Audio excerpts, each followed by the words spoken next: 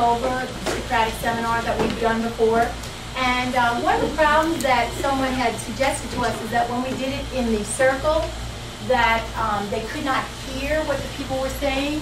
Would you close the door because it's a little noisy? They couldn't hear what was being said, so I thought, well, why couldn't we stay in our seats? So we're going to do that today. I'll let you stay in your seats, and anyone, both the inner and outer people, can comment and talk as we're discussing the next two chapters. Want to go over what we are learning. Our objective is to communicate and actively. This is a key word here, actively participate. That means speak, say something. You have the right to an opinion. I will be active listener. I will ask clarifying questions. I will respect others' ideas. I will reflect and reevaluate my stance based on the discussion. What I'm looking for is to see if you can make a connection to the book and the real world, to the book and yourself, to the book and another book that we've perhaps been doing. I gave you a new Socratic seminar discussion sheet today because I want to know if you're listening and actively participating. The first box asks you to think about the main ideas. After we're done, you're going to billet 3 to 4 points that we discussed. Then you're going to decide one that you either agree with, turn the paper over. On the other side, ask you if you would disagree. So you can choose either one or the other. So you can either choose to agree with the point or disagree with the point. And the last one is identifying and synthesizing missed moments. This is where something that you think we should have covered and is important or relevant in the story that we didn't bring up. So perhaps you want to discuss it on Monday when we come back and reconvene. So I'll start off today with the thing, and I'll give you one of the questions, and then I'm going to ask you to respond. If someone is speaking to you, and you're asking the question, perhaps this, Jesus is giving out the question, Jesus, you will go over and look at the person who has raised their hand, and you will acknowledge them. Can anyone tell me how you know it's your turn to speak? What was the indicator that we wanted to do? Charlie? 3 fingers up. 3 fingers in the air. So if you're looking at them, you're looking directly at the person talking. What if you object to some things? Please do this ahead of time so that they know that you're going to object to their point and that it's just a hand signal so they don't. Remember, it's not an argument, but it is a discussion. They are allowed to their opinion, and so are you. So if you don't agree with what they're saying, you can let them know that. The other thing is no sidebar conversations. So we ask that you keep them down so that we can discuss it later. And bring out anything you have to say to the group. Does anybody have any questions before we begin? All right. So we're going to talk about chapters 6 and 7.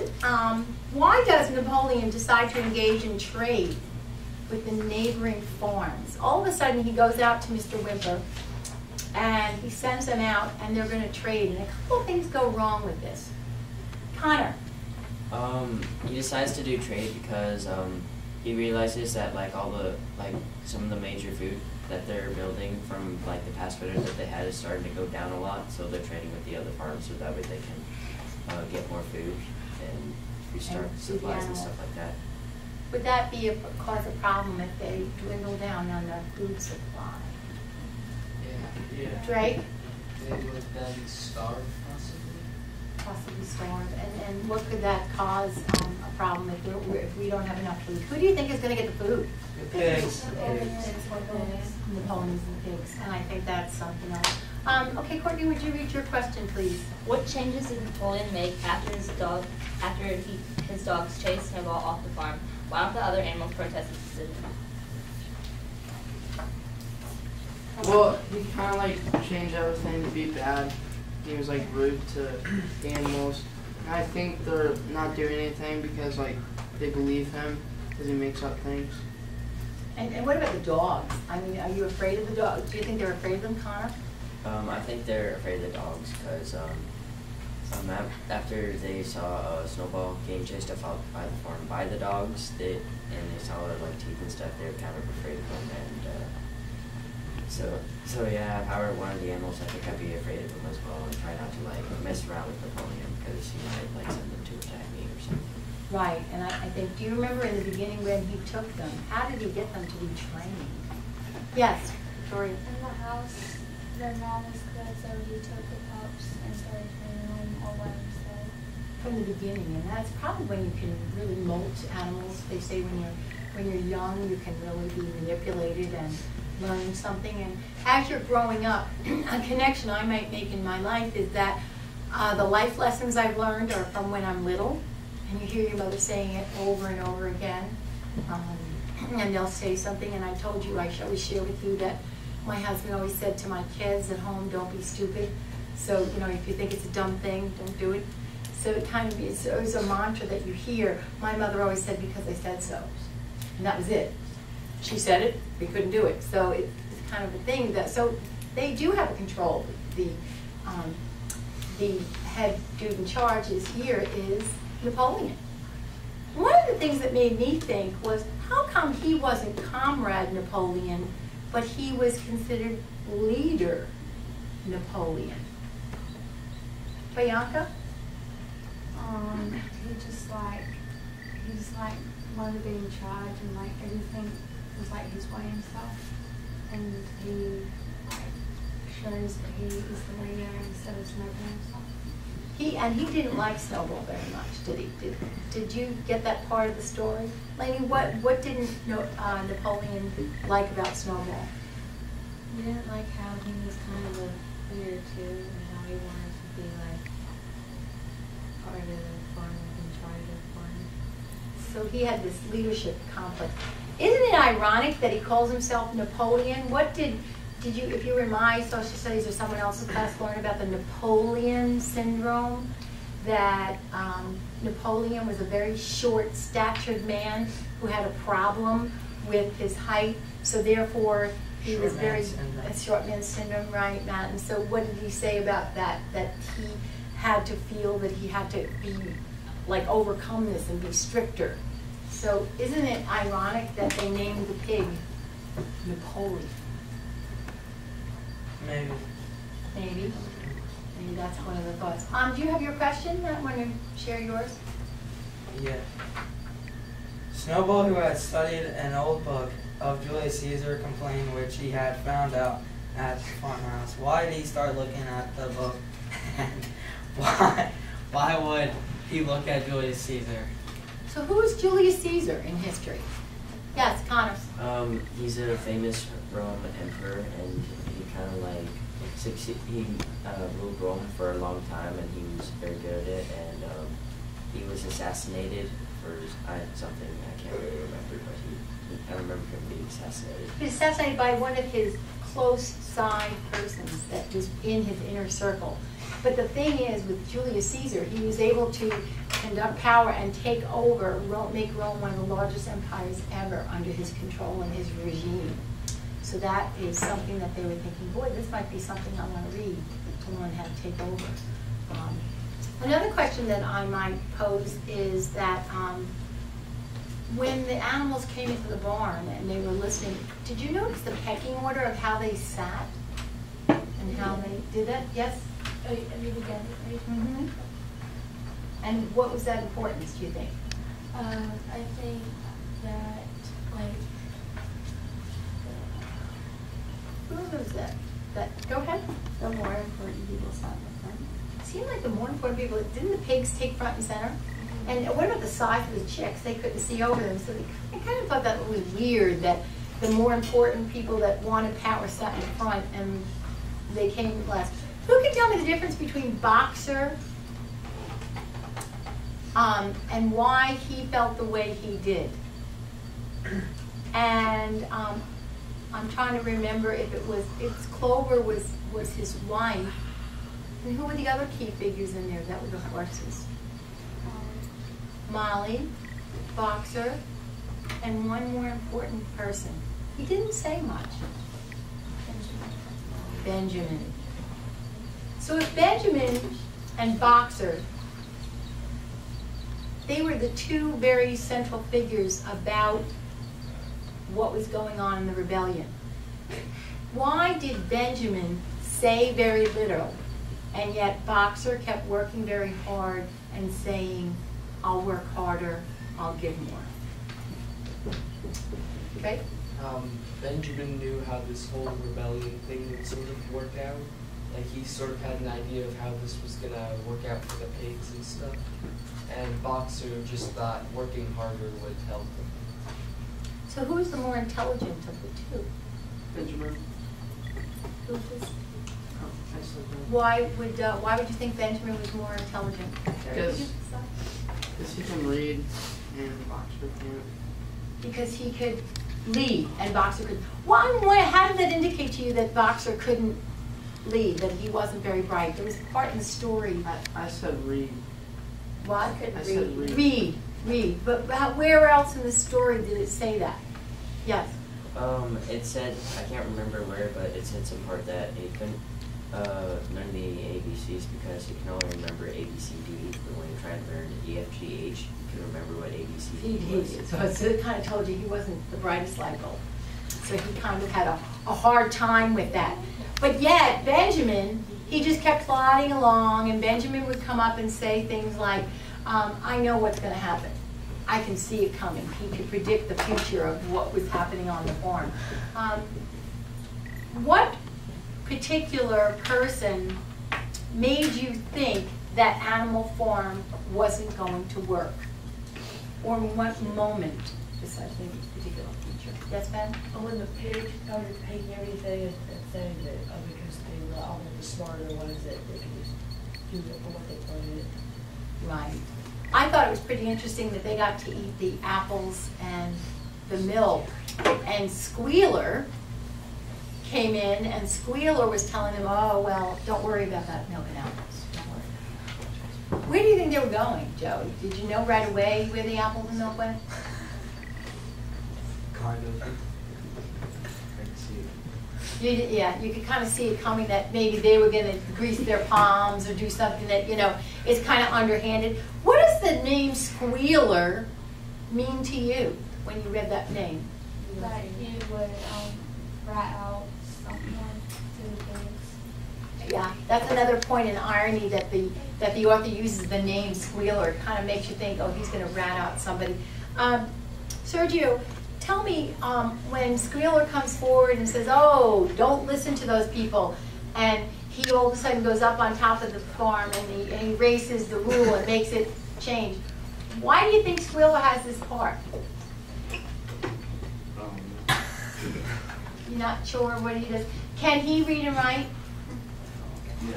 Yeah. He's a pig, right? So they're the more intelligent of the people. And I don't know if you remember this part where they said he could climb up on the ladder and he would cross off the commandment and change it. What was one of the commandments that they changed to fit their needs and do things to make it sound like it would work better? Yes, Joe? But first it was that you couldn't sleep in beds, and then they changed it to you couldn't sleep in beds with sheets. So, is it fair? And Cole, you had one? Was there one different that you could remember that the commandment that they changed?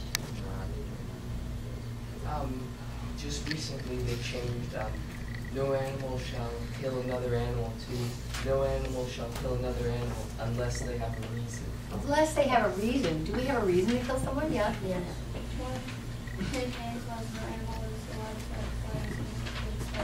And the pigs started wearing clothes all of a sudden, yes?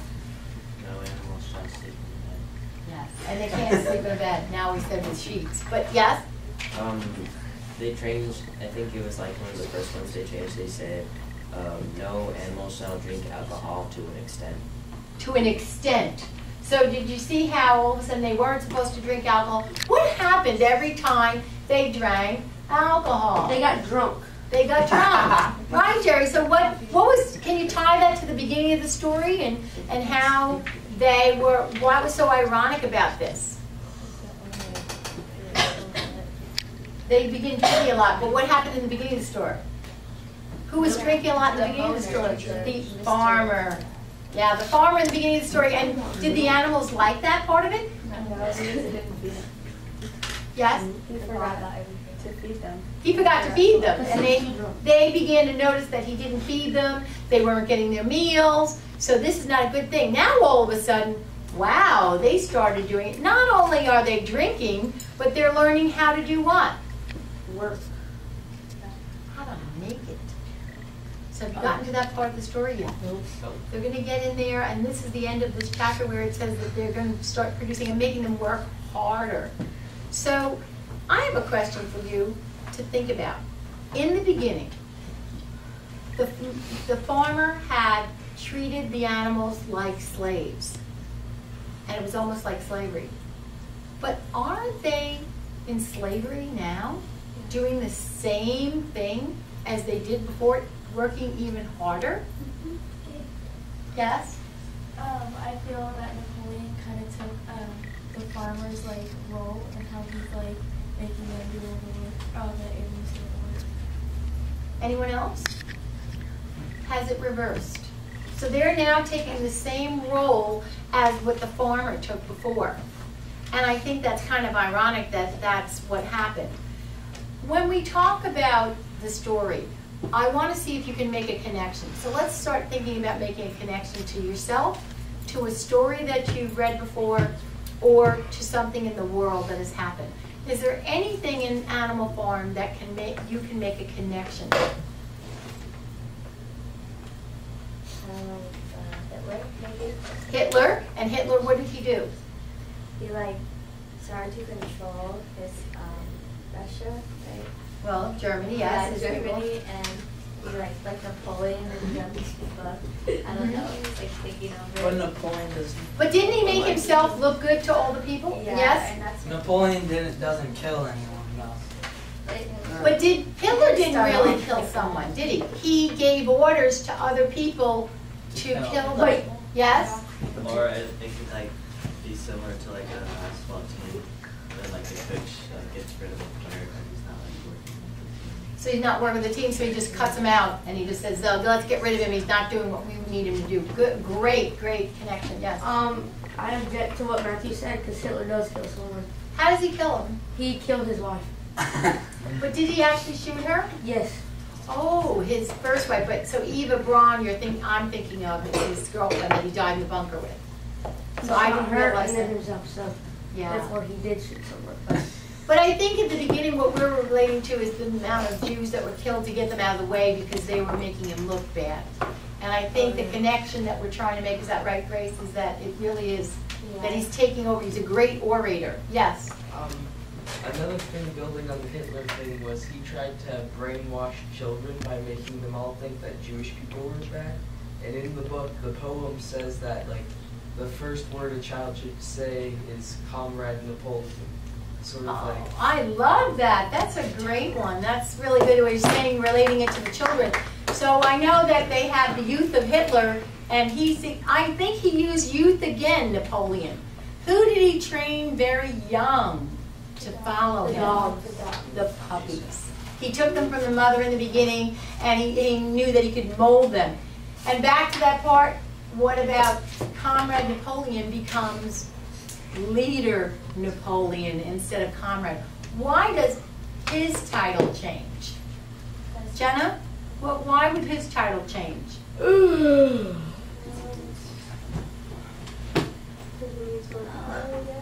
And maybe he needs, for his own particular self, he needs to have power change, and maybe he needs to have his name changed to make him feel important. Why don't they start to protest Napoleon's decisions? He changes things, he comes in, he hasn't changed the rules to fit his needs, and the other thing that bothered me is he had some of them executed. Yes?